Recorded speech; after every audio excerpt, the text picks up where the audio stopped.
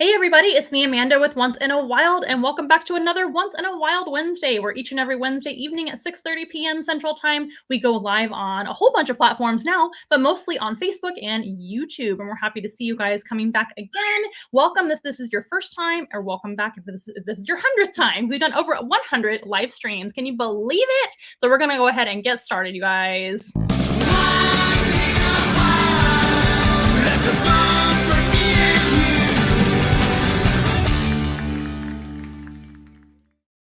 Once again, I hope everybody has had a great week, and I hope you had a great holiday on Thanksgiving with your family, if you celebrate, of course. And I hope you guys are healthy and happy and doing well. And we're happy to see you back for another live, of course, right here, right now, on Once in a Wild Wednesday. And it's going to be a lot of fun today. I actually do have a special guest, but before we talk about her, let me make sure and remind you guys how you can help us out. And if you're new to us, hello, my name is Amanda. I'm the founder and animal specialist, lead animal specialist here at Once in a Wild, and we are a mobile zoo. What does that mean? Well, it means we bring the zoo to you, and that could mean to a classroom, to a birthday party, animal therapy, photo ops, you name it, we can probably make it happen. So that's a lot of fun. The only thing we don't offer right now is people to come to us yet, at least, well, you have, but she's here with us, and we'll get you to know her in just a little bit. But as far as like private tours and things to our facility, we're not quite there yet, but that is a long-term goal that we have. So we would love to do that soon, but we can bring animals to your location, which is very unique here in South Texas. Anyway, we can actually bring them anywhere in the San Antonio, Texas area, and Austin, surrounding cities. So you let me know, we'll make it happen for you within reason, of course. And if not, good news, we actually have virtual capabilities as well. You can have your own Zoom animal encounter where you get to pick the animals and learn all about them one by one, learn about the animal individuals, learn about their natural history. It's a lot of fun. So that's the best way to help us out, is by booking your own animal encounter. Let me know if you're interested in that. We have our website, onceinawild.com, or even you can just call us. Our number is down below if you're here on Facebook or YouTube or all the other platforms that we're streaming on right now. But onceinawild.com has all the numbers and info as well. A free way you can help us out is by following our social media. We're on Instagram, we're on TikTok, we're on YouTube, of course, and Facebook, Twitter. We're all over the place. We try to be everywhere for whatever you like the best. So follow us over there. That's a free way you can help us out. And that really does help us by liking, subscribing, obviously, following, all the things, commenting. You know the drill. You guys are used to social media. But if you want to also donate to our little zoo and help keep our over 100 animals fed and taken care of, you can actually donate a amount of your choice to Venmo, Cash App, or PayPal. That is found on our website as well, onceinawild.com. We have a link down below with that for your convenience. If you want to just click the link, you can go to our donation page, or you can actually pick animal items for our animals, rather, on our Amazon wish list, which is also at onceinawild.com. Whew, that's a lot to say. But we do have a special guest here, as you can see. And why don't you introduce yourself to our audience? And maybe I'll talk about what we do a little later on for your audience as well. Absolutely. So my name is Brooke Kearney, and I'm the Chief Mission Officer at Morgan's Inclusion Initiative, which is the nonprofit organization that oversees all of the Morgan's Wonderland related projects that we have going on. And boy, do we have a lot going on, so we can absolutely talk to that. But on the side of that, I love Christmas, love animals even more.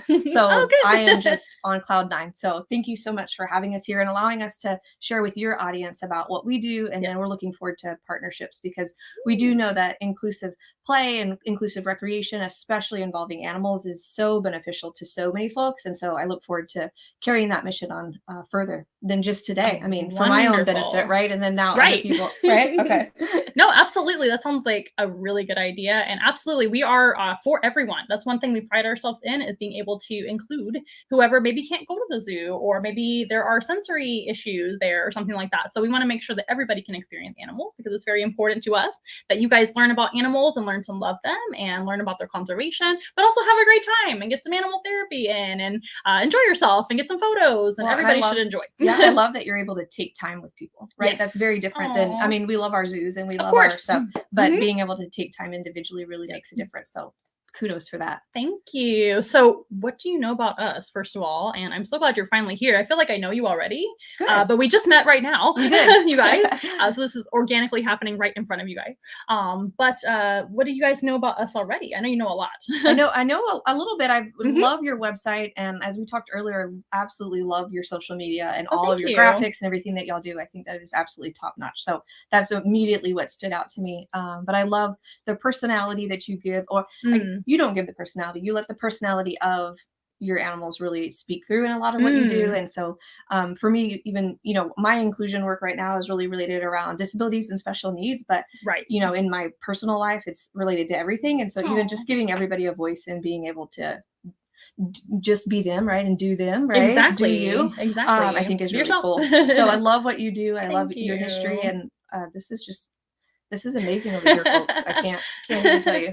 And we're going to do more behind the scenes touring right after this. We actually did a little bit already, and you're welcome to take all the pictures you like and let everybody know about me on us social media because you'll see them in a little bit. That's exciting. So why don't you tell everybody, of course, we know what you do a little bit, but what made you want to kind of get started in this field, and a little bit about your history? Where are you from? So I'm from South Texas, originally cool. from a small town in South Texas, Beeville, Texas. Okay. And then moved to San Antonio to go to college, graduated from UTSA, met my husband while we were there. And hi, husband. He should be watching. He better be watching. And then we have a 7-year-old daughter, Olivia. Hi, Olivia. Hi, Olivia. She's amazing. And so we have a dog and a cat and a guinea pig, all of which have their own Instagram. So feel free to follow. Oh my gosh, that's great. love a good Instagram. Tell everybody their names. Oh, so we have a dog named Sophie and a cat named Cheryl and then a guinea pig named Glenn Pickles. So he's a great time. What kind of guinea pig? What color? He's black, but half of his face is white, so like half of his lip is white. Again, you can follow him on Glenn Pickles on Instagram because he is super cute. Glenn Pickles. Where did he get his name? Well, Glenn is off of Glenn Hansard, if you know the artist Glenn Hansard, who's the singer-songwriter from Ireland. Fantastic. Oh, okay. Which is where your husband's from, right? Yes. Aha. Yes. So you remember. Yes. And then Pickles because why not? Why not? Why wouldn't it be Glenn Pickles? Isn't that a great? It's the greatest name ever. Love it. So he's great. But I've spent my entire professional career working with individuals with special needs. Okay. When I went to college and got out, really was just kind of looking for, as you do, right? What's the first opportunity that's going to present itself? And I was given an opportunity to work for a company that provided group home support and community support for adults with special needs. And I found my community. It was absolutely, it just is part of who I am. And so I've kind of spent a little bit of time doing a lot of case management and social work. Okay. And then got into nonprofit work and got into executive leadership. Before Morgan's Wonderland, I was the executive director of the Down Syndrome Association of South Texas. So shout out to the Down Syndrome Association. Love what they do. And then had always been watching what Gordon Hartman was doing in the community. And we can talk about him in just a second. Yes, no problem. My entire career, I was always just kind of watching, like, I need to be a part of what's going on here in San Antonio. And I remember when I graduated college, and I told him this before, I sent a cold email to him to like, just be like, I want to be a part of this. And like, I just remember that, like, being this bright-eyed 21-year-old, right? Like all hopeful. All hopeful. I can do things. Yeah. And then you you can. Yes. You can. And then come back full circle. Was able, as we've expanded quite a bit, to be able to offer the opportunity to lead our mission department and take care of all of our development and fundraising for all of what we do here in San Antonio and beyond. So what is a mission department? So my role oversees our development, our fundraising, community relationships. Yes, community relationships and those types of things for all of our organizations. And so a lot of people don't realize, but right now what we are is we're actually a conglomeration of 4 separate nonprofit I did organizations. not know that. Yeah. So we are all nonprofit. Everything that we do is nonprofit. So I work for Morgan's Inclusion Initiative, which we actually started last year to oversee the shared services and all of the fun stuff like fundraising and accounting and all of that fun stuff. So we work for that. And then Morgan's Wonderland, which a lot of people don't really realize either, is a nonprofit organization in itself. And so we all work together. Then we have Morgan's Inclusion Initiative, which is our splash park. We have a Morgan's Wonderland Sports Complex, which is an ultra accessible sports complex. And then we have Morgan's Wonderland Camp, which is another, I know, I love it. It's a 102-acre camp, and we have a nature center out there, so y'all have to come visit us out there. And that's awesome, and that opened in May of this year. Okay, new. And then right now we're building the multi-assistant center at Morgan's Wonderland, which is a 3-story building really across the street on Thousand Oaks from the park. And it's a comprehensive care facility focused on the social determinants of health for individuals with disabilities. And so as you can tell, there's not a whole lot that we're doing right now. Yeah, super I'm not busy at all. Looking for things to do. It's boring. It's boring. No, absolutely not. Absolutely love it. Very, very busy. That's amazing. I had no idea. I know about Morgan's Wonderland, which if you guys don't know is a park right here in San Antonio. So tell me about the history of all of this as far as the company goes. Perfect. So absolutely. So our Morgan's Wonderland was started by Gordon and Maggie Hartman. And Gordon Hartman was well, at the time, he's still great. But he was a well-known. He was great. No, he is great. That didn't come out great. It's a well-known home builder and entrepreneur in San Antonio. And so he had a very, very successful career and was given the opportunity in 2005 to sell his business and retire to spend more time with his family. And Gordon and Maggie have a daughter named Morgan, and she was born with special needs. Okay. So there's Morgan, Gotcha. and she's amazing. But Gordon and Maggie always knew that they wanted to do something more. Okay. So when they sold their business, they ended up rolling that into creating the Gordon Hartman Family Foundation, which is a local foundation that supports between 80 to 120 different nonprofits that serve folks with disabilities. A couple other focus too. They do have an animal focus because they love animals. But so they created that foundation, still was kind of looking for direction. Well, they went on vacation. Maggie and Gordon took Morgan on vacation, and they were playing at a resort in a pool. And so Morgan was trying to play ball, right, with somebody in the pool. And Morgan just at that time didn't know how to initiate play. And some of the other kids were just kind of put off and then got out of the pool and ran away. And so Gordon and Maggie right then and there said, we've got to do something, right? If we have this way to do it, let's do something. And so at that time, what was Morgan's Wonderland was going to be just like a small park. Because at that time, Morgan was in her, was 12, I guess, if I'm doing my math right, 12 or 13. 12-ish. So she was younger, right? So it's just going to be like an accessible park where everybody could come play. Well, as I mentioned, we're kind of a little bit more than just a playground park, right? So now our Morgan's Wonderland is a 25-acre ultra accessible theme park, the only ultra accessible theme park in the world that's a nonprofit organization. And so we have 25 attractions, 4 major rides, all of which are ultra accessible, which means if you're in a wheelchair or you use any type of other assistive devices, you can get on our rides and interact. And so if you are going with me and I'm in a wheelchair and we want to ride in the carousel together, we can get in the same unit. It's not like I have to go be off to the side. Like separate, Right. No, everything is meant. Which I mean would still be cool. Right. Even if it was separate, Now you have memories, right? And I'm all about the Instagram, right? So like take your photos. So there's so many great pictures of families and everybody doing that. And a lot of people assume that Morgan's Wonderland is a park for folks with special needs. Morgan's Wonderland is more than that. We are a place where we've just removed barriers that exist in the community so that whoever, wherever, from wherever, with whatever, can come and make memories together and not have to worry that, oh, my chair this, or my equipment this, or my sensitivity to this, or those different types of things. It's all considered up front. And so we put that into play and opened Morgan's Wonderland in 2010. And since then, we've welcomed over 2 million guests from all 50 states and 122 different countries. We recently counted our map and we're like, oh, that is a lot of places. So we've got some really great guests. So we work with Make-A-Wish Foundation and several other wish making organizations. And those are it's just super cool. And then as you can tell, I could talk about this That's fine. Forever. I love it. I'm learning a lot. Perfect. So then in 2017, we opened Morgan's Inspiration Island, which is our ultra accessible splash park. And so that's so cool. It's so neat. There's 5 different splash pads. All are themed, all do different fun stuff. But part of that, what is really cool, my favorite part is we have a wheelchair valet system. So anybody that uses a wheelchair or any type of metal, like, with cages, water is extremely destructive, right? Yep. You're constantly fighting water and issues, right? And so if you use a wheelchair, and Gordon always said, if we're going to build a splash park, it's got to be a place where everybody can go. Well, if you're in a wheelchair, we want you to retain your independence, right? Or electricity too, with electric chairs and things. Who's going to figure that out, right? Well, we figured it out. Amazing. Yeah, and so we have get the scientists on that. Yes. We worked with the University of Pittsburgh and developed the world's first pneumatic wheelchair. So it's the world's only wheelchair completely powered by air.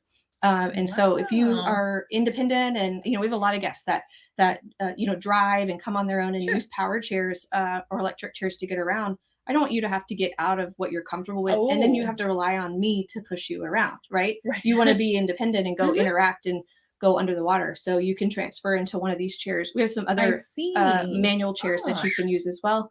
But you use our stuff, we maintain it. There's no cost to anybody. That's great. And so again, all of this is really supported by the community and folks, like that are watching this now, because we really couldn't do any of this without the tremendous community support that we have. Of course. This was brought about by community support, and we continue to need that as we continue to grow. So that's the Morgan's Wonderland story. We're still going strong, and we've got right now our Wonderland Christmas is going on right now. Oh, super cool. We've lit up the park, and it's Santa and cookies and cocoa and that kind of fun stuff. And so you can visit our website at morganswonderland.com. Easy enough. I'm going to type that in. Perfect. And then check out our calendar for dates, because there's select evenings through December. Is that correct? morganswonderland.com. Perfect. Yes. I'm going to show it in just a second. Awesome. And you can check it out, get tickets. And something, I failed to mention, shame on me, is since from the beginning, anything that we do, Gordon and Maggie always said that, they understand that finances are a real thing, right? And when we're talking about barriers, we talk about physical barriers, but there's also financial barriers. And so at Morgan's Wonderland and Morgan's Inspiration Island, if you have a disability, you come to our park for free. And so we fundraise constantly so that if you come to our park, if you're a family and you've got a kiddo with a disability, that's one less thing you have to worry about to get into the park. That was actually going to be one of my questions. There you go. Because I've never been and I would love to go. Number one, I didn't know if it was for everybody or just special needs. So what's the answer? Right. It is. It's for everybody. Yes, Now okay. I know. But now I'm excited. And I'm not a big roller coastery type person, but I love water parks. Okay, great. And just fun in general, right? So and in Morgan's Wonderland, in order to make sure that everything's accessible, all of our rides are fairly slow moving. So our train is awesome. And if you love trains and wind through your hair, that's my favorite thing to do. Perfect. And who doesn't love a carousel, right? Right. So we've got stuff like that is fine. Yeah. So see, it's meant for you to be Yay, there. it's for me. Yes. A lot of people think, oh, we don't have kids or this, that. No, that's true. This is for everybody. It's meant so that we can all go together and experience and see each other and learn from each other in a safe place. Absolutely. Right? I love that. And I love that it's somewhere where people feel like they don't have to hide themselves or etc. And I wanted to make sure and mention too that that's kind of our one of our goals anyway, once in a while too, is this is for everybody. Love it. I think everybody should experience getting to know the animals, or just experience just seeing an animal, etc. I mean, we're not just for kids. A lot of people think, oh, birthday parties, which is of course one of our biggest clientele, classrooms too. Yeah. But I mean classrooms for all ages, K through 12 through senior citizens, whoever wants to learn, you can always learn. You can always experience things, right? And we promote never stop having fun. Yes, lifelong learning, right? I mean, yes, we absolutely love that. So yes, I mean, and like you mentioned before, when we built this, not only just for folks with special needs, but I picture some of my friends that maybe have cerebral palsy or have kiddos that have neuromuscular disabilities, and so when you see them, a lot of people don't initially instinctively interact because maybe those folks don't make eye contact, right? Well, their muscle control just doesn't control their eyes, right? And so to be able to offer interactive animal experiences to folks that would normally get overlooked is just important to me, right? That's what we do every day. So kind of a match personal. It's personal. It's something, very, very one-on-one or 1-on-3 or whatever it might be, a family. I've had families hire us to just come over for them, just them and their kids, or just them. It could be a couples thing too, just for fun. A little date night. We had a little surprise birthday for a fiance one time, and it was just for her. That's cool. And she was so sweet. So you never know. And well, it's good to hear. I didn't even know that. Right. So and already. Sort of kind of like you, we don't want people to be embarrassed of where to come, right? No. So you'll do pretty much anything, right? Come see us. Don't be embarrassed. If you love trains, come ride our train. If you want to get in our splash park, our Morgan's Wonderland Sports Complex is accessible, so folks of all abilities can play there. But we have open play there right now. So there's open play right now. I was checking the time if I didn't lie, but we have pickleball courts and tennis courts and basketball courts. And so you can come during our open play hours for a small charge or no cost if you do have a disability. What does open play hours mean? What does that mean? So there's certain hours during the week where our tennis courts, our pickleball courts, our softball courts, so many things, our basketball courts are just kind of open. So you come, we have all sorts of equipment. And so if you wanted to go play, have you played pickleball before? I've heard of it, but no. Okay, it's actually a really great time. Pickleball is like tennis married ping pong.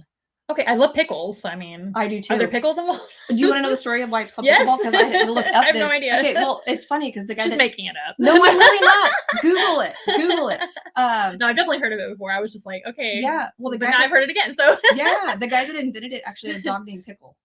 Oh. So he named it pickleball because the dog. But dog ball would sound weird. Right. So it's pickleball. Right. Again, pickles. Back to the pickles. Yay! Glen pickles. See, yes, it all comes full circle. I love But pickles. you can come and play, and we've got folks out there. Special Olympics of South Texas. Special Olympics of Texas has actually moved their offices to office out there with us, and so we're built on community partnerships. And again, we're only successful if we continue to receive support like you do. And really, the biggest thing for us is share. Just tell somebody that doesn't know about us. Right. A lot of people don't know or won't tell different people because they just don't think, oh, they're not interested. No, this is for everybody. That's so great. And it's something you have to experience. So I can't wait to give you a tour very I would soon. love to. I can't wait to. You have to bring we'll take lots of photos. Oh, yes. Okay. That's easy. Okay. Great. Done. I was trying to think of another question. So how many like facilities are there here? Is it just here in town or? Yeah. So right now we're just in San Antonio, Texas, which is what we call Inclusion City USA, and City Council called us. I'm proud to live in Inclusion City USA. There's actually a feature at the San Antonio airport now. If you are going to check into your flight between Terminal A and B, there's a little area, and we have a big Inclusion City USA feature up there that's really cool. And there's like a QR code that'll take you to our website and stuff. But so we're proud to continue that mission. So we've got our parks, and then we've got our sports complex, and then countless programs that we do. I mean, I can talk about that for 2 hours. And then tell me a little bit about that right now. Well, one of my favorite one of my favorite well, I guess we'll say two. One of our programs at Morgan's Wonderland is our community-based instruction program. And so we actually worked with the Texas Education Agency and all of the education regions in the state. And we actually have certified lesson plans. So schools come out to us, and they actually have classroom in the community, right? So you don't lose a field trip day, right? So it's actually considered an in-class day, and it's all certified. We have like 13 different stations. We have folks of diverse abilities that are teaching these lessons, and you go around and you learn a STEM or a STEAM related object with 13 different places, right? At the Ferris wheel, we're talking about momentum and height, it's just using what we have. And so that's a really cool program that I miss because during COVID, we haven't been able to do it. So we're looking forward to spring of 22 to really get that kind of stuff back in the park. And then the other program that I really love is our STRAPS program. And that's our South Texas Regional Adaptive Parasports, STRAPS. I was going to say, it must be an acronym. Yes. So we have a very vibrant Paralympic style sports program for folks with physical disabilities and visual impairments.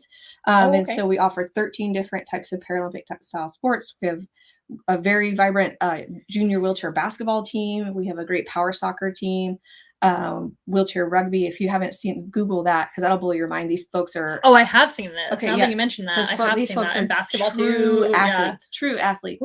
And so we've had that program for quite a while. And with that program, we actually right now are serving between 40 to 50% of veterans and military. And so it's one of those areas that we don't make me cry. Yeah, well, we don't talk about a lot, but it's like. Yes, we're here trying to make an impact in every different place that we can, and so that's one of my favorite programs to talk about because we don't get a lot of attention because the park gets a lot of attention. But now, for sure. But now we have the sports complex, so STRAPS now has like a home, right? A home base. Okay. And then we're folding in some inclusive programs too, like inclusive softball and things. Basketball, we're doing partnering with the San Antonio Spurs to do an inclusive basketball league. So you can find all this stuff. And I'll just tell you the easiest place to find out information is at Inclusion Starts Here, because we believe inclusion starts here, right? So inclusionstartshere.com. And if you go there, you can link through to all of our pages and just kind of get. Why don't you type it in? I'm gonna mess it up. No, it's INCLUSION. I'm gonna typo it if I try. That's okay. Start here.com. Did I do it right? And then just double check yourself here. That's what I always do. Yes. No, you got it. And then I'll chat it and then I'll share it. That's great. Absolutely. So we have a lot of stuff that we're so proud to be here in San Antonio, and we're really looking forward to. We need our community to back us up and to support us so that we can continue to make the impacts that we know we're making. But again, and partnering with folks like you guys is how we're going to do that. Right. Oh, I'm so excited for the potential. Yeah, I know. And we had to do a lot of thinking and soul searching too. And we opened up Once in a Wild in the first place because we were in Dallas at the time. And I loved my job at Dallas Zoo. I actually was working at Dallas Zoo. Oh, I was working in, it's a beautiful zoo. I was working in their animal shows department. So I worked on the wild encounter stage and on the monorail. I did a lot of tours and talking all day long about animals, which is what I do now, right? But for us in our own company. But at the time, it was just we were very homesick because San Antonio is very much home. Okay. I love the San Antonio culture. Ricky's from Mexico. So, the further south you go, the more like Mexico it is. And Dallas just isn't really our vibe. No offense to you, Dallas. Love you, Dallas, but San people out there, where it's at, right? We just missed home, and this is where my family is, and where Ricky's family is. Most of them, he has many family, but my family is all down here. I don't have a very big family at all, and so it's just a lot of, what do I want to do with my life? Do we want to go ahead and buy a house in Dallas, or do we want to go home? Kind of thing. And it was a really hard decision to leave my job because I don't know if you guys think about this, and I haven't talked about this a whole lot, because it makes me very sad, is when you leave animal jobs, because you're not just leaving your friends that you can text whenever you want and still be friends and be on social media and keep up. But the animals, you have to leave that. And you have a huge relationship with animals that you've trained for 3 years straight and made a whole lot of not just progress with their training, but just a huge relationship that you're never going to really get back. It's never going to be the same. It's like if you have a pet and you're like, okay, bye. No, that's it's not really fun. No. But that was definitely, a decision that I'm happy we made, because I don't think I could have had as much passion to do this in any other town. I just love San Antonio so much. Well, and we're at least to start it, right? Maybe we'll be in different cities someday, but you can only dream, right? You never know. I mean, that's a pretty inspirational beginning for Morgan's Wonderland. Right. They just started from something small, from an idea. And now we're. So how cool is that? Yeah, we love it.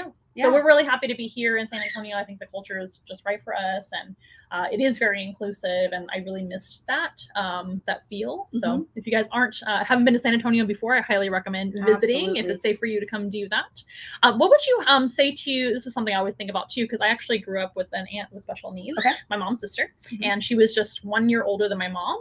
So that's actually why my mom went into the teaching field and also special needs field. She actually was a special education major, and she loves special needs, kids and adults, and so do I. But I have a lot of experience with special needs, but what would you tell people that don't, and they're maybe a little nervous to approach, or what can they do to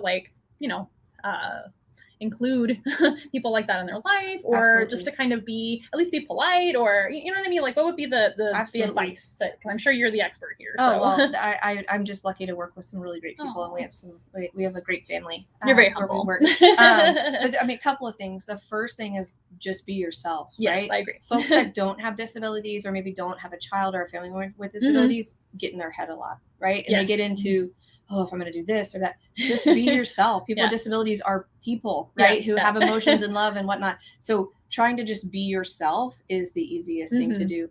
And with kiddos and other folks, we always encourage asking safe questions and safe environments, right? So that's part of why Morgan's Wonderland exists. Absolutely. Kind of like with you guys and your animals, if we can educate people now, then that curiosity is piqued, and then it engages that when you're in the community. If you see something with somebody with a medical device that you've never seen before. So we're kind of always trying to talk about it so that people aren't afraid to interact. Right. So I would say be yourself, and don't be afraid to ask questions. And that's good. And I can guarantee you that your life is much better when you include everyone in it. It's so much richer. So absolutely, because why not? Why not, right? Absolutely. You only get one life. And never stop having fun either. Life's too short for that. Absolutely. But I found that people with special needs, at least in my experience, they're far less judgmental anyway. So I mean, then you're probably, like you said, overthinking everything. So so people with special needs are people too that want to have fun and want to have friends and want to laugh. And they also have opinions about things too. So again, it's like if you don't know how to interact, or should I shake may I shake your hand? Simply just Yeah, asking just ask. those. Yeah, because they'll tell you if they're not interested or they're not wanting to interact or they're not feeling it. You're gonna know Yeah. more so than you will, you know, We'll tell you. folks with without disabilities tend to try to gloss over things. You know, folks with disabilities are, you know, some of my friends that have disabilities are some of the best people that you always, you know, where you stand, right? Yep. You know when your hair's messed up, right? You know when you have your shirt on backwards because that's happened They'll fix it before. for you. And yes, absolutely. So life is so much more fulfilled when full of color and full of diversity. So, and even more so, I actually grew up with no siblings, so my aunt was like my sibling. And oh my gosh. So it was kind of like that. She had the mental of about a 7 or 8 year old. Okay. And she lived into her like mid 50s.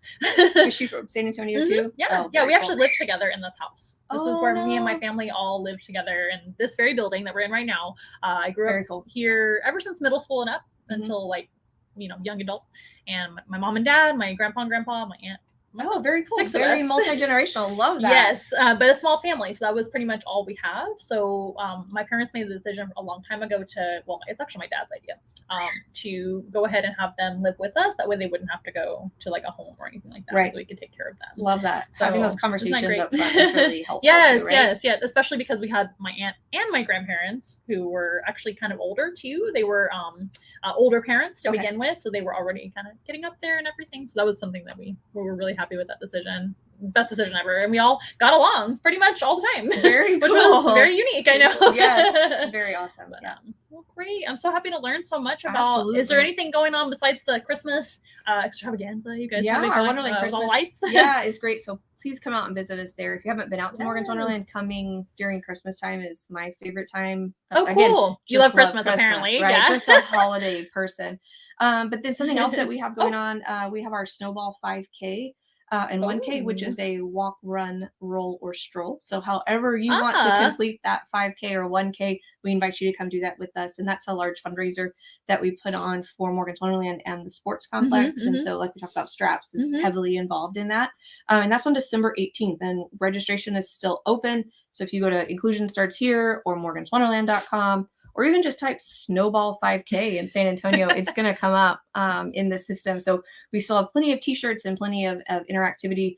We're going to have some really cool stuff out there. We're partnered with iHeartMedia, some local radio stations, and just really cool stuff. So come out and enjoy a lovely, I'll be waving at everyone. I don't keep this figure by working out. So I will just support everyone and make sure everybody's supported, but you're doing great. Yes, you're winning at life. Awesome. You're keep winning. Going. Yeah, yes. Keep going. But you could, here's your water. Yes.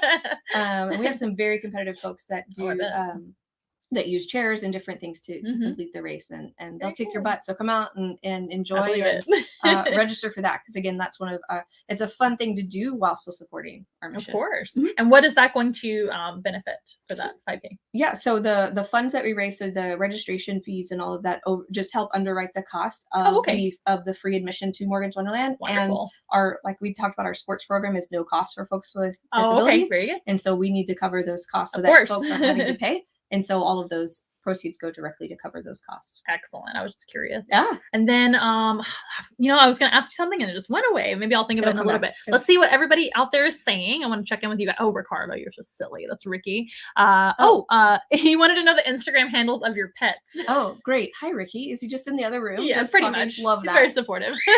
He helps me remember questions to ask too. That's great. That's the guy responsible for all of our look out there. If you guys don't know, he's done fantastic. Sophie's is sophie.angel.dog on Instagram. And then Glenn is glenn.pickles on Instagram. And then you can follow me on Brooke on the Bright Side. Would love to be able to share. I do a lot of posting about Morgan's Wonderland and inclusion and stuff. And so we'd love to. Is that correct? Yeah, it's Brooke.on.the Bright Side. Somebody got it before me, but I understand. I love a good. All the dots. Eat all the dots. There you go. On Instagram. Would love it. Bam. Love that.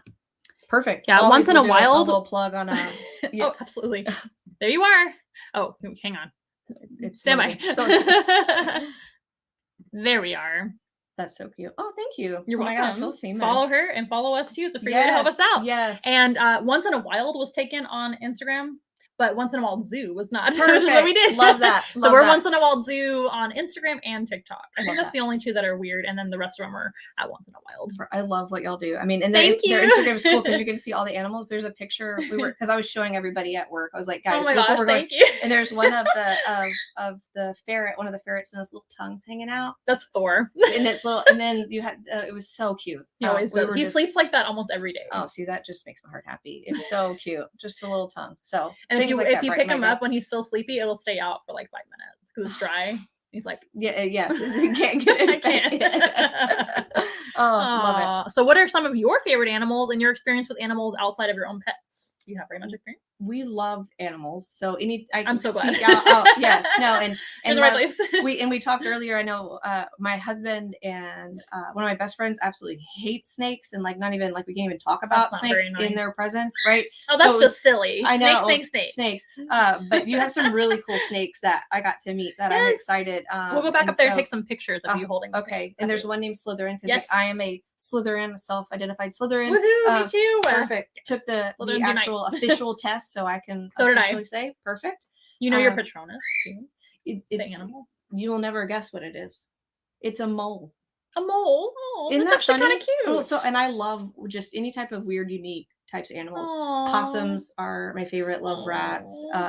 Love llamas, and just anything different and unique is absolute favorites. So. My Patronus is a white stallion. Very specific. That is very specific. What? But also, how did they know? I actually started my career with horses. Really? Yeah. And how did they know? Like I like weird things. I like don't know. A mole. I mean, like the mole with the little. I've never even seen the star-nosed mole. Yes. I've never seen anybody with the Patronus of a mole. No, ever. and I didn't even have it. I mean, like I could log on to my Pottermore site right now and show you. Like it is the weirdest. That's so cool. But it's so cool because it just fits me. Anything different, it has to be. I have to have to be different. Very cool. So. What is so far what you've seen of our collection on Instagram or in person? What's your favorite animal? The possums. The opossums. Yeah. Oh my god. Alice and Cooper. Alice and Cooper are. Oh my god, those are the sweetest. And like we talked about earlier, possums get such a bad rap from people. Yes. They are so flippin' sweet, and they're clean, and they take care of a lot of things that people don't even realize they're taking care of in our environment and in our community. So that's great. And they have a very short life expectancy. So in their little, about 2 in the wild and 5 in the care of humans. Maximum, that's a very old opossum. It's 5. That's like 110. But it can happen. But that's because we can keep them going with vet care and things like that. Right. And also they slow down. I mean, they just age so rapidly and their body just keeps aging and aging, and they get very creaky and very slow. And so animals eat them. That's what happens to them in the wild. Yeah. Well, and what you had said. That's their purpose. One of them. One of their purpose. I mean, it is. They eat stuff and stuff eats them. Circle of life. Yes. But you had mentioned a lot of reason that people give possums a bad rap is because a lot of times the only ones we see are the old ones that are creaky and losing their hair and stuff. And so a lot of people think, oh, they're scary looking. Well, that is just an elderly opossum trying to get its food and live its darn life. So respect the elderly and embrace the possum. So that was so cool. Love your ferrets. Your dogs are cute too. We're big dog people too. So, and then your owl that y'all just got is extremely impressive. Thank you very much. Beautiful, beautiful animal. So.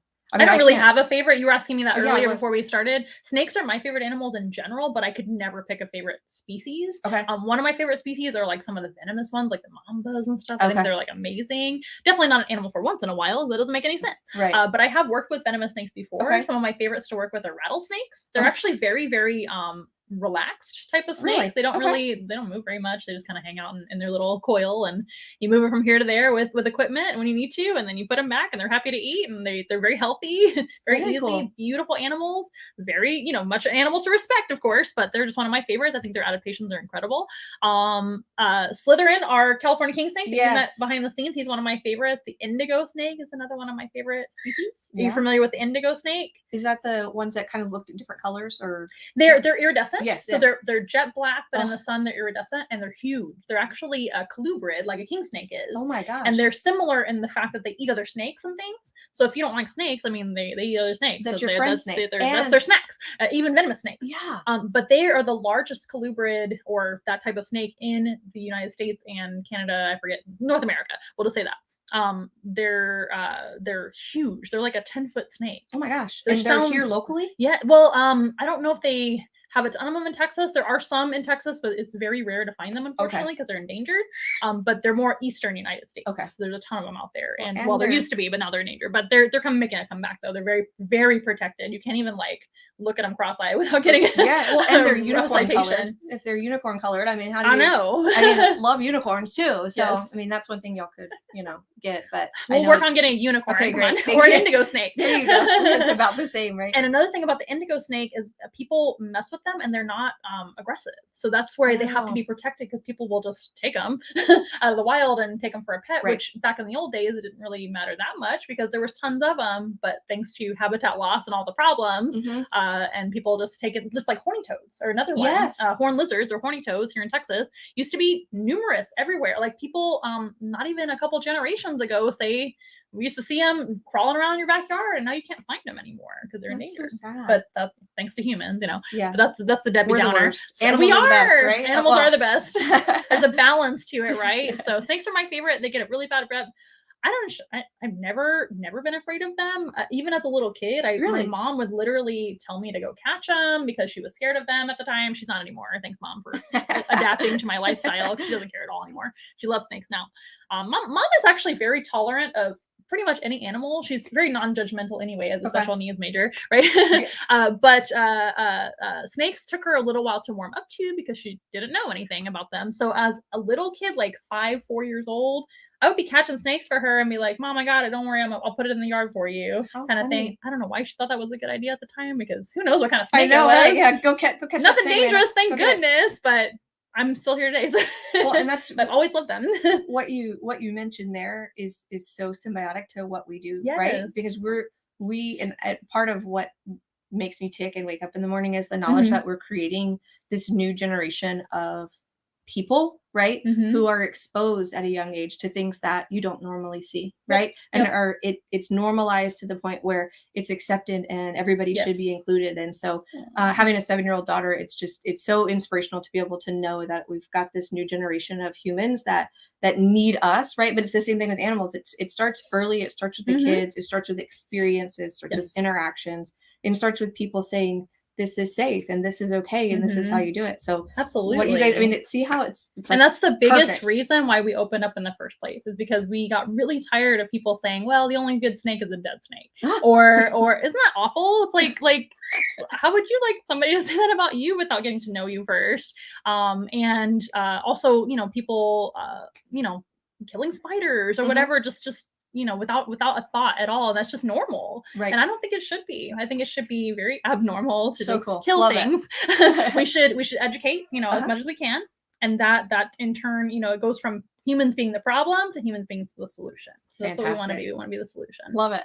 So love it so make much. the world a better place and create a better world for everybody. Makes me happy. Humans and animals alike. We can all learn to coexist. I firmly believe in that. There's many ways to do things differently where we're not harming the environment, not harming each other, right? And it all starts with conversations, right? Absolutely. Here we are. Aww, I hope you guys feel inspired tonight. I feel inspired. Let's see what else Ricky's saying. Ricky's all over the place. Yay, Ricky. Oh, look, we got some other comments though. Oh, thank you. That's Carly. She's hello, Carly. Yeah, she's awesome. So who's Carly? Carly's our assistant general manager at Morgan's Wonderland, and she is a rock star and a superstar and just a genuinely great person. So, I'd love to meet you soon. Yes, she'll have to come. But one thing fun about Carly is we were talking about what kind of animals you have, and she is deathly afraid of like any type of lizard type animal. What? I know. We're gonna have a lizard on the show just for you tonight. So I was excited for her to find out that there will be a lizard. So please stay tuned. Yeah, please don't worry. We're gonna actually have animals on the show. We're just talking forever, but I promise we will have animal on the animal program. Yes, perfect. Are there going to be dinosaurs in the dinosaur tour? Yes, there will be. Yeah. Yes, we can. Once in a while, could definitely help with classes or whatever you need.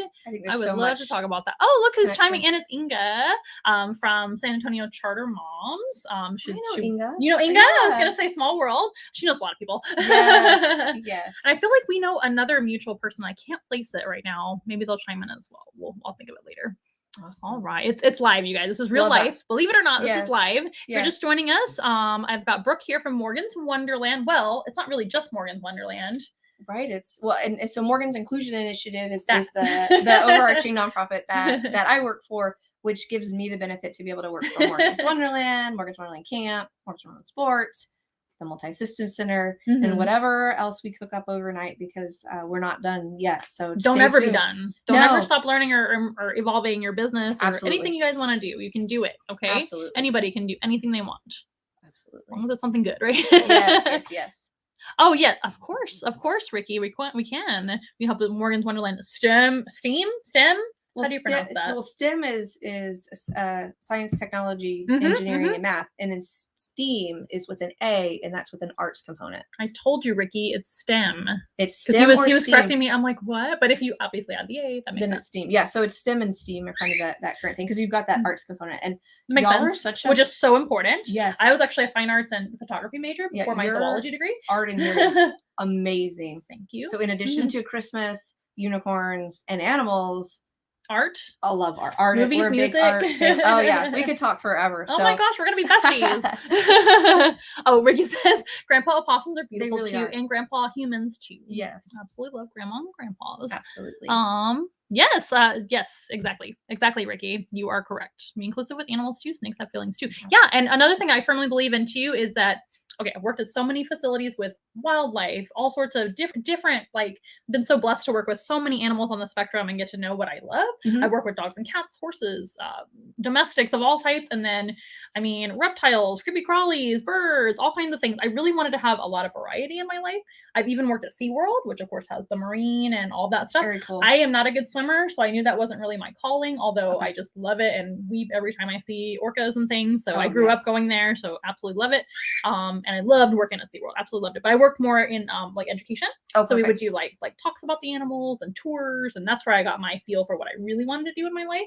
Because before that I was working in the vet field and like pet stores and things, which is fine, but wasn't like excited to wake up. Right? Yeah, it wasn't. And once I realized, oh, I can earn a living talking to people about animals all day, like different types of animals, I was like, I'm hooked now. Absolutely. And that's what we always tell people, like, make sure you're doing what you really love, right? Because that doesn't make the days any less hard. It doesn't make the hard times or frustrations go away. I mean, they still exist, but it helps you. Life is life. It fills your cup, right? And I always make sure at the end of the day, we start our day and end our day with gratitude, and make sure that we can make sure our cup is full. So absolutely. So love what I do. Love. I'm so glad you do. That's very important.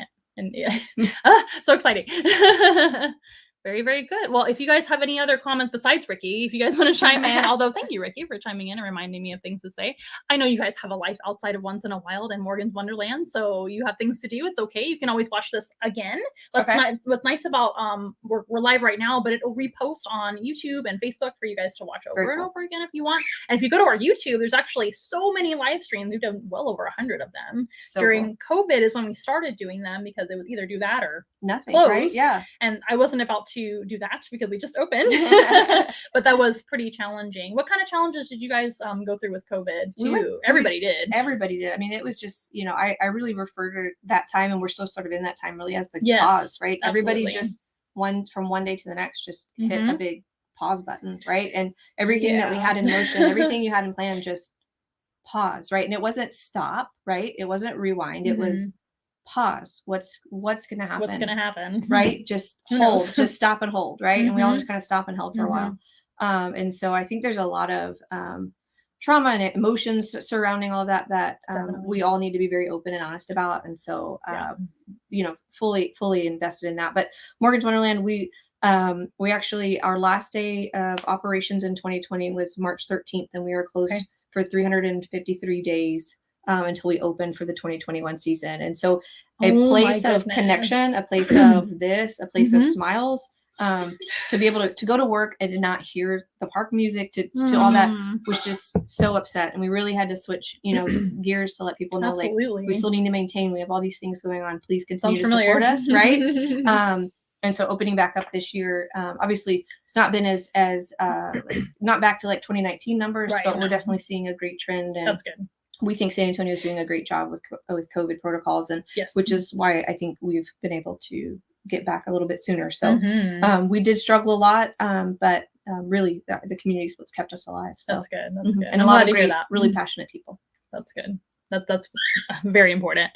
My heart just like broke for everyone, including us, when that happened, because I was like, I literally just opened this, and we had so many bookings, and we had to cancel, like, and it was like day to day, like, should we cancel? Should we not cancel? Because you're on pause, What's gonna happen? Like limbo, you know what I mean? Like, and it was more of our clientele making the decision for us, like, hey, we're gonna cancel. Hey, we're gonna cancel this, and we were just like, But actually, my dad had the idea to start doing a live stream. So he was like, hey, you should just get in front of a camera and record yourself, maybe live. And I was like, that's ridiculous. And then everybody else was doing it. I was like, well, maybe I should do that.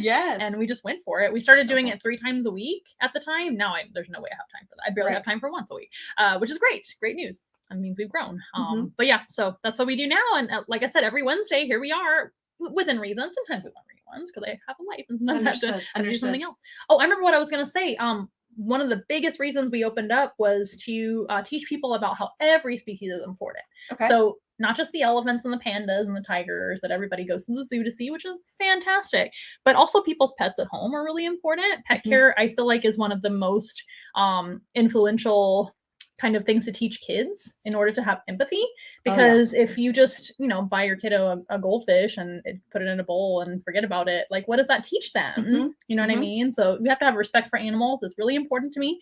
I've always felt that way, even after working with so many animals. I've worked with almost everything except for elephants and dolphins and whales. Like, almost everything else I've at least had a little bit of work in. Anyway, so that's just one of my passions, because every little creature matters. Absolutely. It really matters. And it translates to older, as you get older, right? You create those emotions now, and then they grow, and then we're creating a better human. So fantastic. Love it. Shall we meet some animals? Please. Feel free to keep talking about whatever you want to talk about. You're the guest, so it is your day. If you want to ask me questions, you can ask me questions about the animals or me or whatever. But we're actually going to meet a snake first. I'm going to have you hand sanitize first. I'm sure you're going to want to hold our snake. And we always safety first with our snakes. They are wonderful and sweet. And this is a very small snake. But if you smell like any sort of snake food, you never know what's going to happen. Understood. So that's a tip from me to you out there. You snake handling maybe enthusiasts out there. Folks, I don't recommend holding snakes from the wild or picking up a snake if you don't know what you're doing. But if you're interested in keeping a snake of your own someday, you kiddos out there or adults, a good tip is always to wash your hands first. So this is actually Logan. He is a baby snake. He hasn't been on the show in a while, which is why I picked him. And he's actually a species from Australia called the Woma python. This is a python. It doesn't look like a python at all. It actually looks like kind of like a king snake or another colubrid or something like that. But they're kind of a slender-bodied python. They're very unique. There's only a couple of different species in their kind of family genus section, if you will. And that is the Woma python and the black-headed python. And they're almost exactly the same, except for the black-headed python. Guess what? It has a black head. Never would have guessed. So they look very, very similar. This guy here is under a year old. I think he's around 8 months old now. Just a little guy. And they start life in an egg, and they come out about half the size out of their little egg. It's so cute. Oh my gosh. I know, super cute. And then they can grow to about an 8-foot snake, but that would be a very large one. These guys are usually 6 to 8 foot and very slender for a python. Super cute. Would you like to hold him? Yes, please. Yeah, they're super soft. I love his tiger stripes. Yes. Oh, he is same so reason soft. as a tiger having stripes. It's going to be for camouflage and things. Oh, very sweet. He is very soft. They're so he's very not as soft. as thick and muscular as Slytherin was, right? Or even as scaly or scalated. These guys have scales just like any other snake or reptile, right? But their scales are really, really smooth and tiny. And they just have almost like a human skin type feel, especially on their belly. Yes, it really does. And these were actually an endangered species, unfortunately, in the wild. But they're making a little bit of a comeback now due to protection of them, right?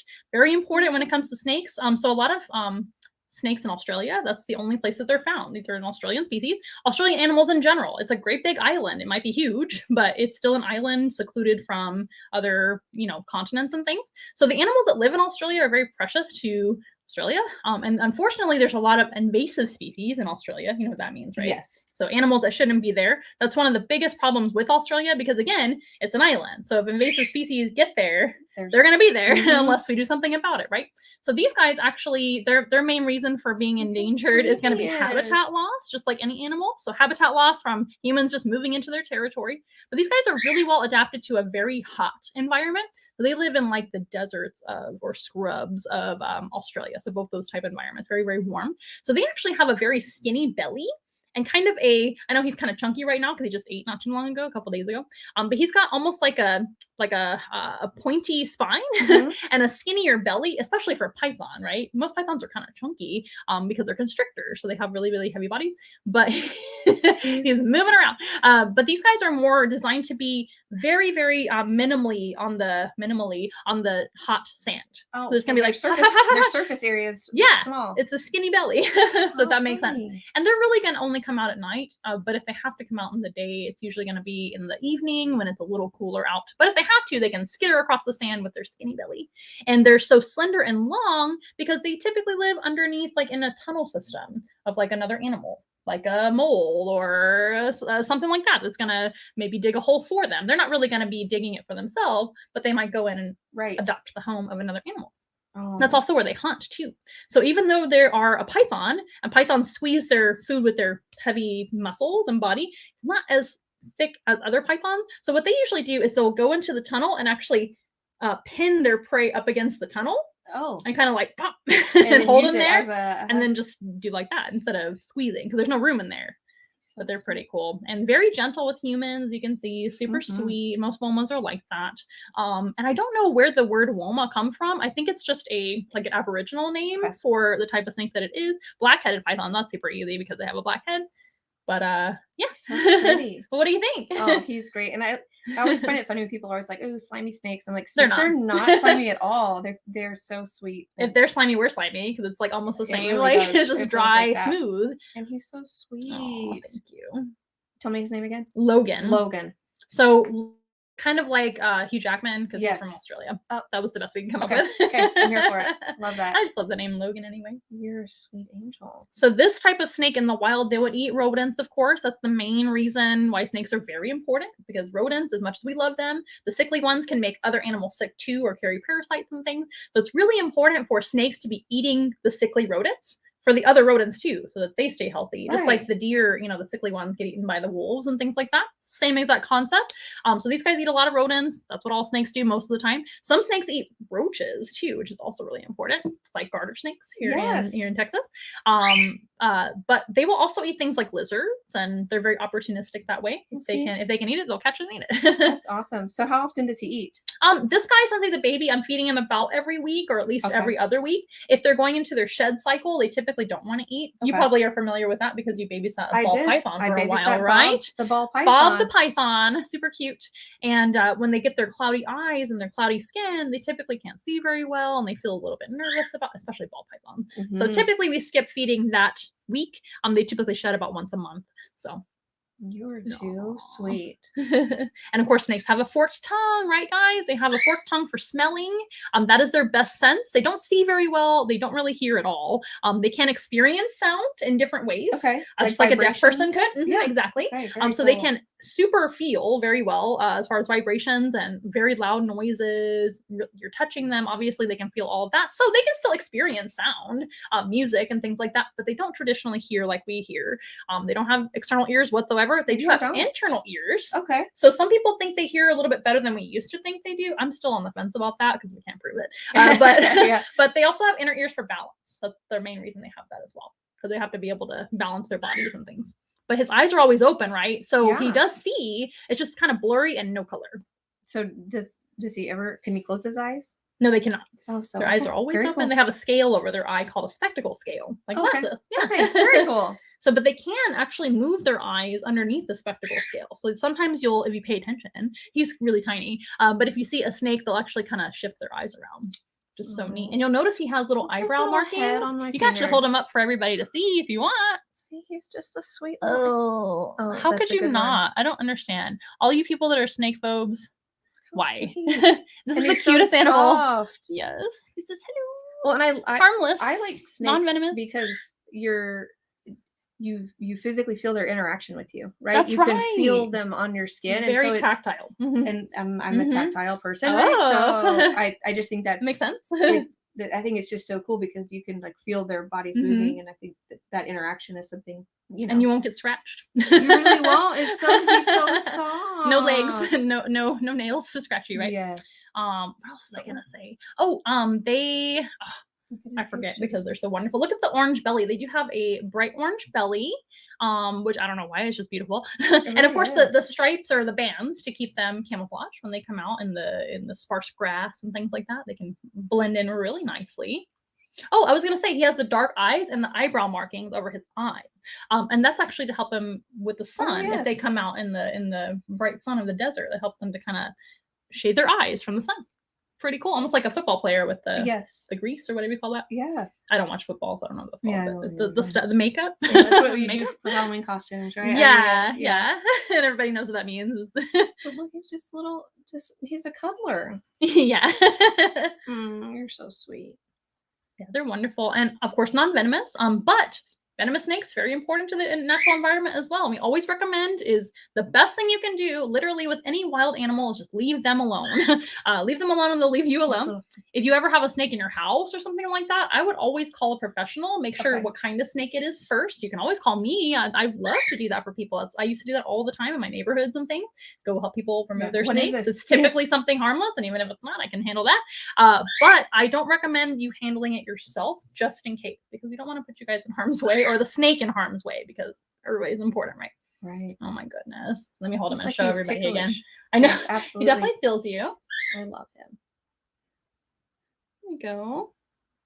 Everybody loves Logan. He's always a big hit no matter where he goes. And he's going to get nice and big for us too. He's going to be a really impressive animal for the collection. Even more impressive, right? Yes. But snakes are my favorite animals. They're very quiet. I mean, obviously they don't really make a ton of sound. They're not much trouble. They only eat every now and then. They only poop every now and then. They don't complain about much. They're very easy to work with for the most part. I only have like one snake that's a little bit like on the cranky side, but he's a great snake to show like feeding demonstrations and stuff like that, because he always eats. That's our other king snake. His name is Jareth. He's been on the show before for a feeding demo. We've done snake feedings before. Oh, very cool. And we always feed our snakes frozen thawed, already pre-killed prey if we can, unless we have a snake that's just super picky for some reason, and they gotta eat, of course. But that is very important because the rodents can actually harm the snakes as well, especially in a captive environment where there's nowhere to go. So it's really important to do that if you can as well. So Logan eats no problem. He eats whatever we get him, and he's eating like mouse. What do you call them? Hoppers, which are like kind of like teen mice. I love his belly color. Yes, me too. The orange. Look at the orange belly. Oh, I'm so glad you love snakes. You're making my job very easy. Oh, perfect.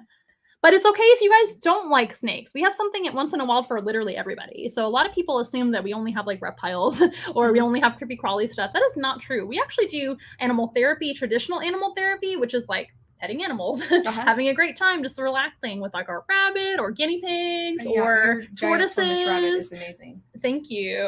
Sandor. Yeah. He's very popular. He was at the library today, at one of the libraries we worked at today.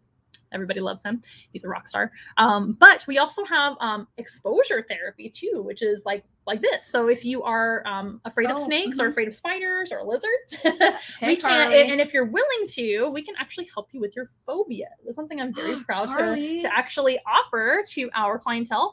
We've helped a lot of people, especially with tarantulas. Tarantulas are a big one that people are like petrified of. But it starts out by just being in the same room with them. Right. Like if they're under glass, they're in something contained. We're not going to force anybody to do anything. I don't throw snakes on people. I don't throw my animals on anyone. That's dangerous for the animals. Yes, don't hurt the snake. Tarantulas are very, very fragile. Snakes aren't as fragile, but I'm still not going to do that. We don't ever mean to startle or scare people with our animals. That is not the message at all. So that's something that you guys can rest assured. He's so cool. I thought you said cute, but cool is good. Yeah, he is super cool. Thank you very much. So that is Logan, the baby Wolma python, and he's just going to get bigger and bigger the more he eats, right? The more they eat, the faster they grow. How often do they shed their skin? About once a month. Oh, typically. really? Okay, so it is pretty frequent then. Yeah, very frequent, even for adults as well. They will shed a little bit more often, but it's by a few days, really, and depending on the species too. As babies, because they're growing a little bit faster. Okay, that makes sense for most animals, right? To grow up and be less vulnerable to predators and things. Yes, indeed. And to get to be breeding age. That's their goal in life. Okay, Logan, you're gonna slither back down and rest for a little bit. And he's a boy? He is a boy. Okay. It's hard to tell. I was going to say, and how do we know that? We know from the breeder. Oh, okay. There are procedures to be able to investigate and find out. Okay. It has to deal with like probing and things like that. That can either be done by a vet or an expert. Don't do that at home, you guys. Please don't probe anything. Or aliens, I guess, right now. Yes. And there's also other methods too. You can visually look and guess as well. Okay. There's but it's very, very difficult to tell from the outside because they're not a dimorphic or different looking species at all. Males and females are the same. Females might be slightly larger in this species. Okay. Most pythons and boa constrictors, females are far larger. Really? But if you don't know their age, at a certain point you're guessing until they get just huge. And then it's like, well, that's probably a girl. Same thing with rattlesnakes. Really? You ever heard like granddaddy rattlesnake? It's grandmama rattlesnake. It's grandmama rattlesnake. See? Typically, there are exceptions to everything, but typically the females, most vipers, boas and pythons, and I'm sure I'm forgetting some others of snakes anyway, are much larger as female because they have a lot of babies. So having that body weight increase is very healthy for them. So cool. So neat. Did you know that some snakes give live birth too? No. These guys don't. They're from eggs. But like boas versus pythons, boas, he's a python. Pythons lay eggs and boas give live birth. Oh, that I'm gonna have to Google that. Incredible. Later. Yes, and they can have like 60 babies at once. No, oh my yes. God. I mean, like love snakes, but still, it's like it might be a little frightening. oh, absolutely. It's a little oogie. So, on that note, we're gonna move to another reptile for your lizard loving friend out there. Right. Yes, here she comes. So this is actually one of our newer reptiles. Anyway, her name is Debbie. Debbie the dragon. We named her Debbie because she looks just like a little cupcake. And she's a bearded dragon, another Australian animal, actually. I brought all Australian animals today, which will give you guys a clue as to what animals last, and they're already screeching, so you probably know which one it is. Shh. You're giving it away. So this is Debbie the bearded dragon. She's like a red phase bearded dragon. They're not always this bright red. They're sometimes brown, sometimes gray. Eddie, our other bearded dragon behind the scenes, when you see him, he is more the normal type. And for those of you guys that have seen Eddie already on our show, because he's been on the show many times, Eddie's named after Eddie Vedder from Pearl Jam. She's just named after a cupcake because who doesn't love cupcakes? So if you don't like lizards, do you like cupcakes? Of course you do. That'll be a first step. So again, back to the phobia kind of therapy or exposure therapy, if you will. Exposure therapy sounds kind of funky, but it's trying to help you expose yourself to things you may be a little bit nervous about, right? So we would start out by just having you in the same room. Maybe you're hanging out in your living room and we bring an animal in a container. And if you're okay for us to take it out and have it with us in our lab, great. If you want to come, maybe touch the back of the animal. We always pick animals that are extremely safe. Okay. We're not going to ever select an animal for that type of encounter that's ever going to do anything questionable or anything like that. And that's worked out very well. It really does help, I promise. So she is again a lizard from Australia. They're mostly from arid climates too, so they might be found in the same exact environment as the Wilma python, actually. But these guys are a little more adapted to different types of environments than just hot. So they might be found in like woods or etc., prairies, whatever it may be in Australia, all over the place. They're kind of widespread. Very, very popular pets as well. Very relaxed personalities too.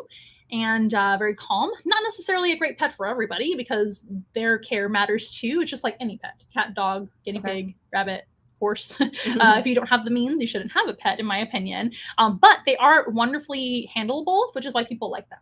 So they're very, very calm. And just like kind of naturally like that. And there's so many of them in human care, they've just kind of developed into that personality now. Yeah, more domestic, yeah. So are these little spiky things, are those like nails? Like, do they fall off or grow? Or Great question. Okay. No, they don't. So they will actually shed their skin too, like a snake, except for in pieces. And the skin will actually be like a shell on the outside of that, and it will come right off like a hollow, almost like a crab leg. It's weird when you eat crab legs, I guess. But it'll come off and be like a hollow version of that. So the spikes themselves don't come off. Just the skin around them. Isn't that weird? So and you're welcome to touch her and actually feel the spine. They're not sharp. They're not sharp. They're mostly for looks. They look really intimidating, They're but they're kind of not. like those like squishy balls that have the spikes. That's You what know what I mean? they remind me of a hairbrush, like a Yeah. kid's hairbrush or something. Very benign.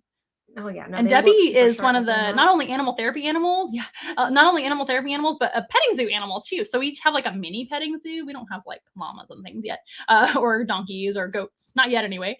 But we do have our rabbit, of course, Sandor. Gotta have Sandor. We Mhm. have our guinea pigs, of course. We have our tortoises.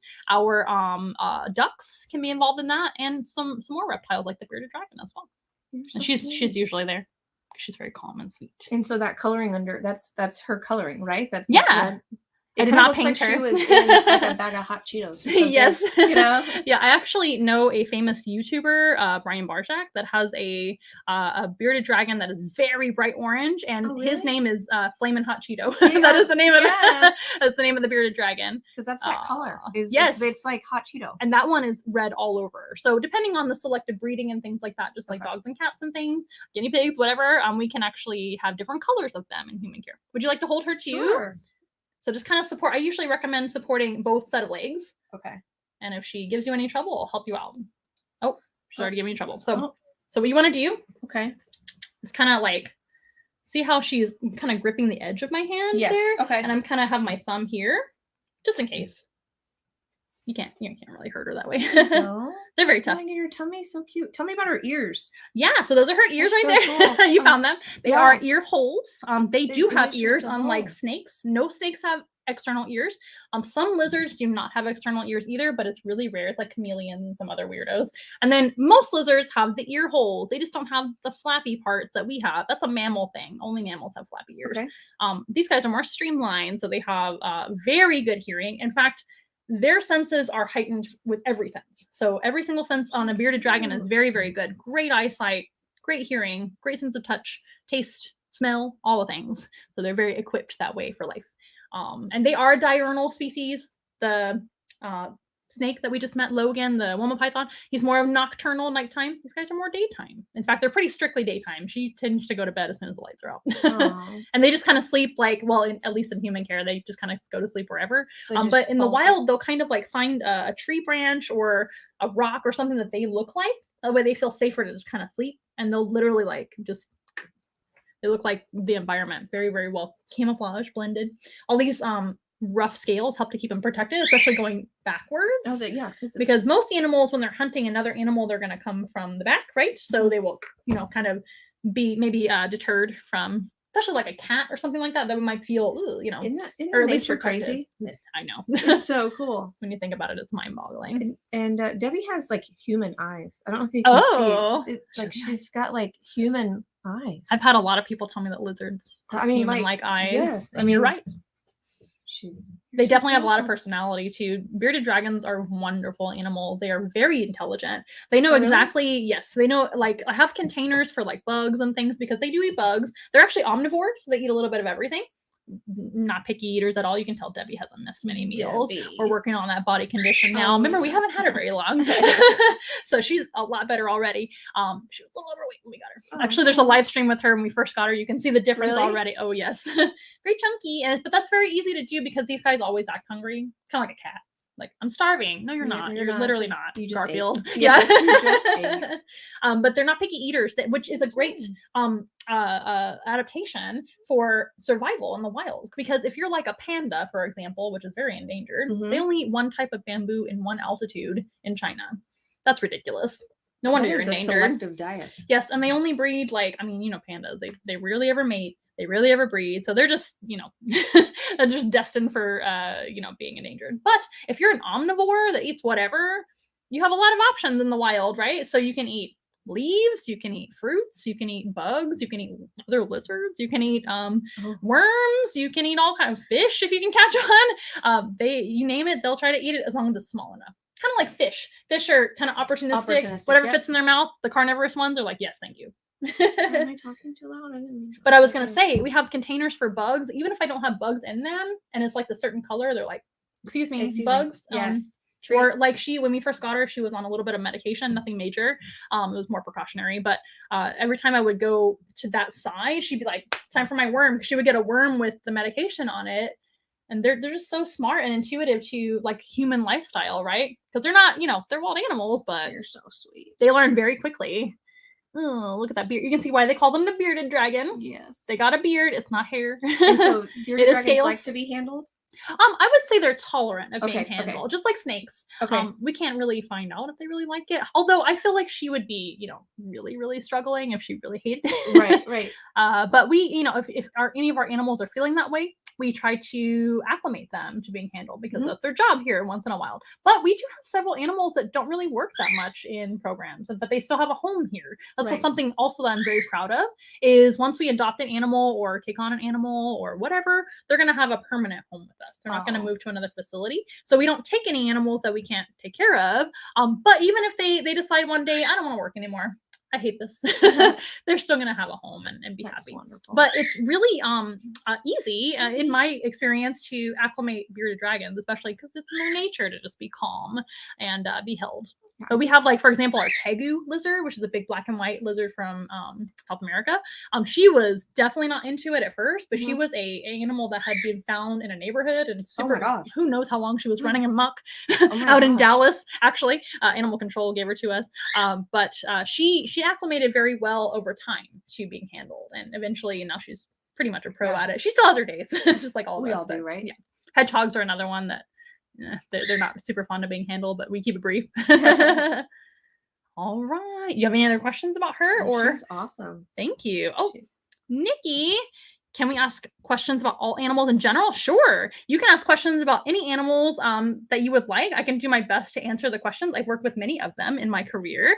But if I get stumped, I will just let you know. I don't know that, and I will look it up for you later, or we can look it up together. It is okay to not know everything, right?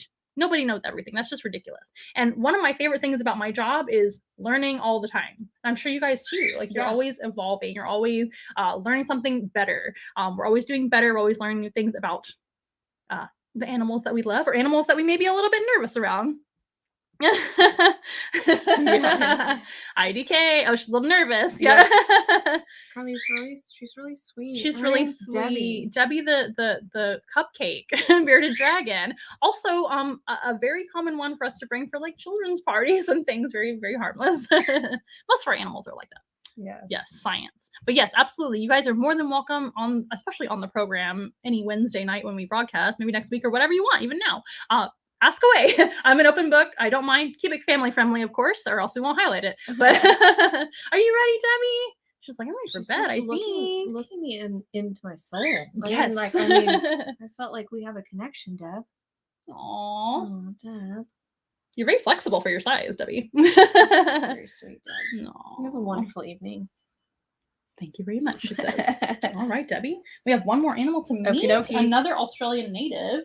By the way, all these animals are Australian natives, but they're actually all Texas born. Oh, how funny. Just representations of their species, like all of our animals are. We only have a few that are actually like from the wild. Some of them are opossums. We actually have another animal that I can't talk about publicly, but you're going to see behind the scenes. I think you already saw her.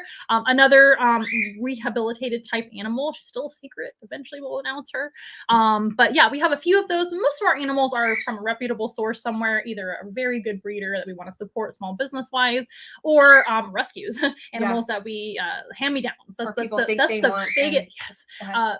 All animals can end up as a hand-me-down, even common ones like cats and dogs. It happens literally daily, right? So if you guys do want pets, which is great, do your research. Make sure and do your research and adopt if you can. If you can't adopt, look for a reputable source. That's always the recommendation. Please do that. Very, very important to me. Otherwise, you're going to end up, maybe giving them to once in a while. Yes. So our last animal is a bird. You like birds? Love birds. You like everything. You're super easy. You're welcome back anytime. Thank you. So I'm going to make sure that he's in the right position first. Come here. He's like super ready. Yeah, he wants to come out. Super ready. But you can't be by the door. Well, this one we don't really know. Okay. I like to think he's a boy, but I'm not really sure. This is Sunny the cockatiel. Sunny's a very friendly cockatiel as well. Very popular bird to have at all kinds of gatherings as well because he's super tame. Not every cockatiel acts like that though. Okay. Some of them are very, very nervous around new people, but we've hand raised him to be very, very comfortable, at least we hope, with most people. Now he does usually expect snacks for hanging out with people, so I'm going to give you right. I was going to say, doesn't anyone, like, if you're going to go work, you might as well get rewarded somehow. You get money, you get snacks, whatever it may be. It's called reinforcement, right? Positive reinforcement. Did you know that positive reinforcement just means that you get something? Like, actually, okay. It's not positive versus negative reinforcement is actually another way to reinforce things, you guys. That just means taking something away. So maybe it's taking your presence away from an animal or a human that doesn't want to be involved in your presence. Like, oh, okay, or negative reinforcement. Yes. Or taking iPads away or things like that, you know. Yes. Kids listen to parents. Okay, I'm going to give you a piece of food. Hold out your hand nice and flat. He's like all ready to go, I bet. See, like we didn't even, no hesitation whatsoever. What is he eating here? This is millet seed, their favorite treat ever. Oh, he still looks like bright white. So we're just going to go back to that anyway. So he looks white, but he's actually pretty much yellow, in real life. But on screen with all these lights, he always looks super duper light. And his cheeks. His orange so cute. Looks like a little Pikachu, right? Yeah. These guys have the orange cheeks, whether they're a Lutino like this, which is a special coloration in human care only, or the natural color, which is like the gray. They have mostly gray with white on their shoulders, some orange cheeks, and a yellow head. Females are actually more dull than males. But when you have a yellow one like this, it's hard to tell because they're not the natural color. So if he or she was they were the natural color, we'd be able to tell really well if it was male or female. But I think boy, but once they get a little older, they'll actually kind of tell us with their personality. Oh, really? Males are a lot more talkative. They'll go try to find their reflection and flirt with themselves. They're super into themselves. So time will tell. He's only about a year old. Does he get any bigger? No, they're done growing at around 6 months. But you expected your treat. That makes sense. Hold up your hand nice and high so everybody can see. Yeah. So sweet. Look at his little tongue. Bird tongues are fascinating to me. It's like a finger. If you've never Googled got a bone bird tongue, yes, it is so cool. At least for the parrots. Not every bird tongue is like that, but most of them are. Oh, we've lost a. Oh no. You want to switch hands so that maybe you feel more comfortable? Whenever he's done with that. Okay. Piece. But yeah, the orange cheeks, nobody really knows why they have that other than looks. So it could be like a mate attraction type thing. It could be a false eye spot like orca whales have. Orcas have a white false eye spot that kind of can conceal where their true eye is. But I think it's more for mate attraction because it doesn't really make sense to be bright orange for a false eye spot. Right. Aww, but it's super cute regardless of the meaning. Cute. And they have a crest on top of their head, right, which looks like a cockatoo. They're actually in the cockatoo family. They're just tiny ones. And they're a parrot. Parrots can be small. Parrots can be larger. Can I pet his back? He doesn't really like it. I don't think he would like do anything or anything like that, but he'd probably just be like, I know it's not into touch. Yeah, understood. Not a lot of parrots are tactile like that, but he's not. So he's very smart then too. Yes. Okay. Yes. Very smart. Parrots are very intelligent. Pardon me. And that's one reason why they're challenging to care for because they always need something to do. They need activities, they need training, lots of stimulation. Oh. Some of them like to watch TV. They especially love company of their own kind. You can throw it for. Okay. Seeds everywhere. Yeah. I'll just vacuum it later. They especially their own kind or at least other birds in the vicinity as them. It makes them feel safer. So if you think about it, he's a very tiny bird. This is as big as they get. And that makes them feel very vulnerable to predators and things and dangers. So having a flock makes them feel a lot more comfortable. Right. Plus social, they can talk to one another and it doesn't really, a human doesn't really replace all of that in my opinion. So unless you are literally home all the time, which a lot of us are nowadays, right? But that's dwindling a little bit. Unless you're home all the time and able to literally give them your whole world, it's really better to have a couple of birds at least in your flock, right? We have several and they're very happy like that. Also, you'll notice he is not clipped. Oh, that's another way to keep your bird happy. If you guys ever plan on getting a bird of your own, I guess, step up. Good. That is, in my opinion, very important because it gives them natural mobility. That gives them the natural exercise. You don't really have to do a whole lot when they can naturally just fly and exert their energy and exert, be in good shape and things like that. So we've chosen to not clip any of our birds because of that. And so do they get to fly around and interact? And they do. all day long. So for overnight, they sleep in their own enclosures. The only ones that share are doves. We have 4 doves, and we have 2 cockatiels that share that were raised together, and then we have the one lone cockatiel who, unfortunately, his friend passed away. Oh, but no. he gets to be out with all the rest of the cockatiels as well. But he just prefers to kind of be like left alone at night, and that's mostly for feeding them and things like that. He gets a little sassy around his food, which I understand. Too, yeah. He's like a Joey. We don't share food, right? He's like that. That's Evie. Evie's our sassiest cockatiel. And then Sunny and Dandy are the 2 that share. So at night they get to go at home and have their dinner in their bowls and everything and in their enclosure, but all day long they get to be out and about playing in their room. What a life. Sure. Oh my goodness, So that was sweet. a cute little hop. That was cute. Yeah, and he's another one too. A lot of people have bird phobias.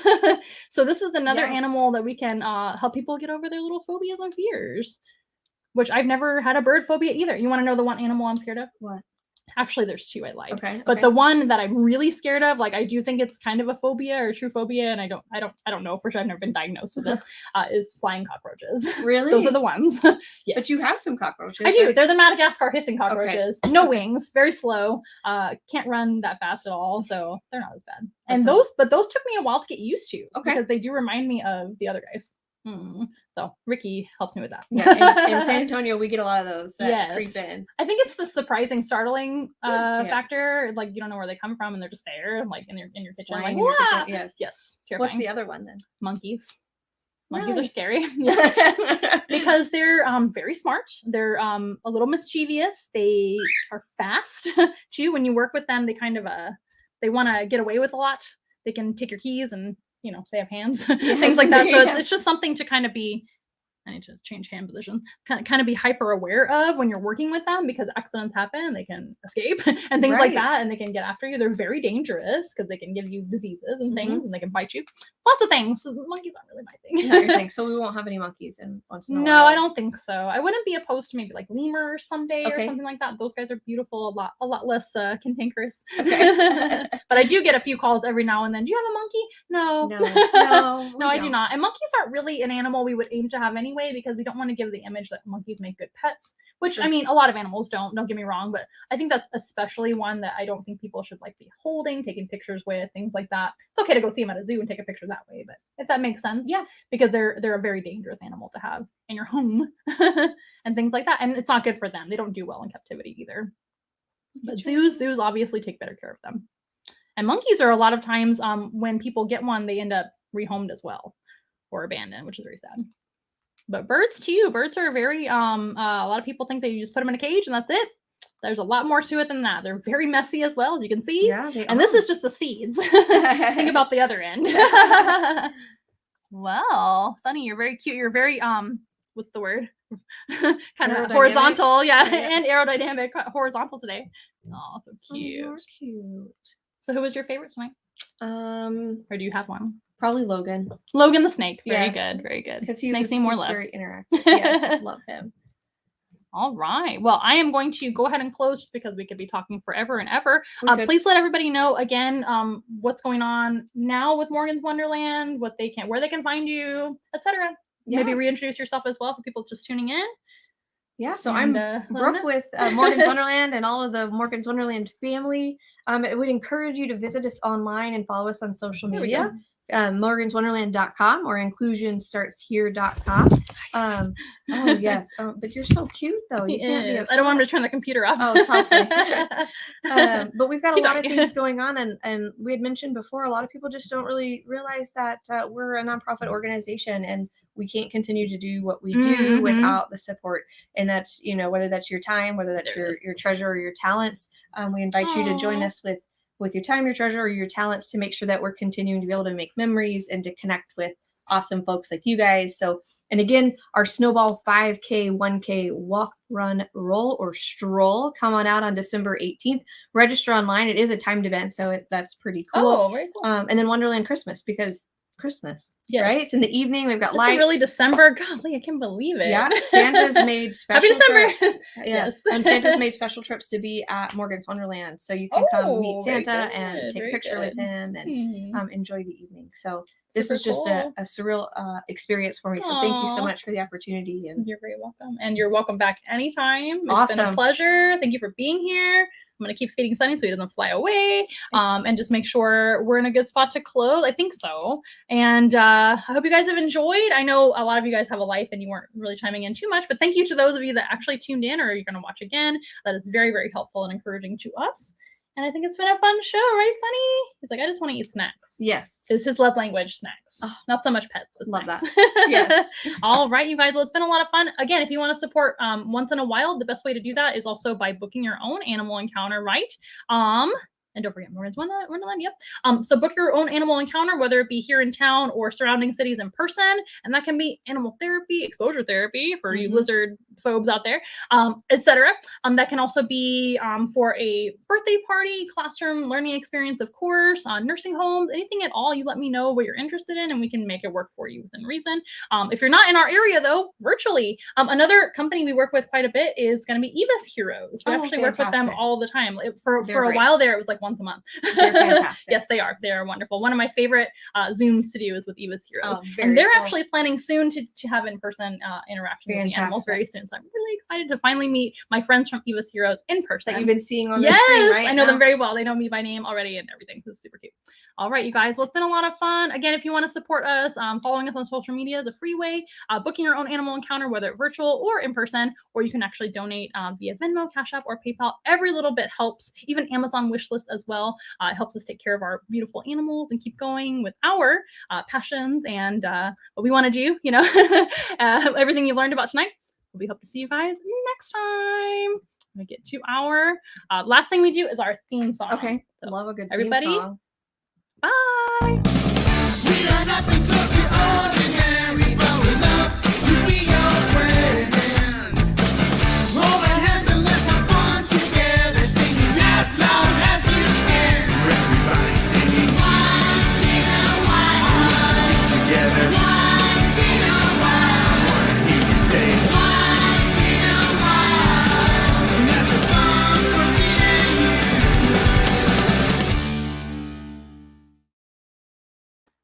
Alrighty, we'll see you guys next week. Same time, same place. I don't think I have special guests next week, but thank you so much for being here. Absolutely. Once again. I want to come back. So you will come back. I will make sure of that. Thank you so much, guys. We'll see you next time. Bye.